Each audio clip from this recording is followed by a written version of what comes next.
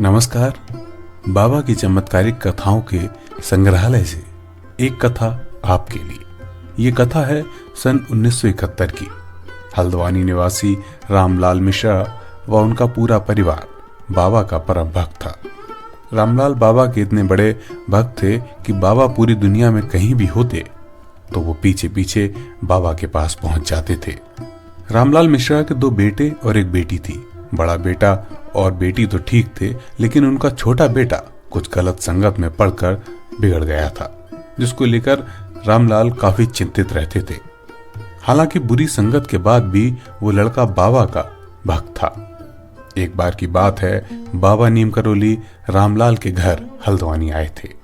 सब लोग बाबा की सेवा में लगे हुए थे।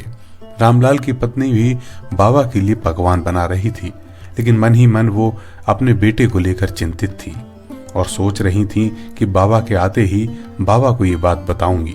लेकिन किसी कारणवश उन्होंने बाबा से ये सब बातें नहीं कही। लेकिन बाबा तो भक्त के मन की बात जान जाते थे। जब बाबा भोजन कर रहे थे तो बाबा अचानक से बोले, कहाँ है तेरा वो बिगड़ैल बेटा, बुला उसको। कितना कहते ही वो लड़का भी अंदर से बाहर आ गया और आते ही बाबा को चरण स्पर्श करने लगा, जिस पर बाबा ने अपने पैर पीछे खींच लिए और बोले, या तो तू मुझे छोड़ दे या फिर ये बुरी आदतें छोड़ दे। बाबा की शब्द किसी वाण से कम नहीं थे। ये शब्द सीधे उसके हृदय में लगे और इन शब्दों से वो लड़का इतना दुखी हुआ कि रोते हुए बाबा के चरणों में गिर गया। बाबा के इन चमत्कारी शब्दों का उस पर ऐसा असर हुआ कि वो लड़का साधु बन गया और कैंची धाम आकर बाबा की सेवा करने लगा।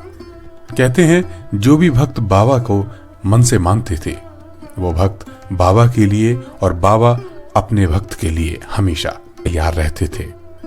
आज के लिए इतना ही। फिर आएंगे बाबा के एक नए चमत्कारिक वीडियो के साथ।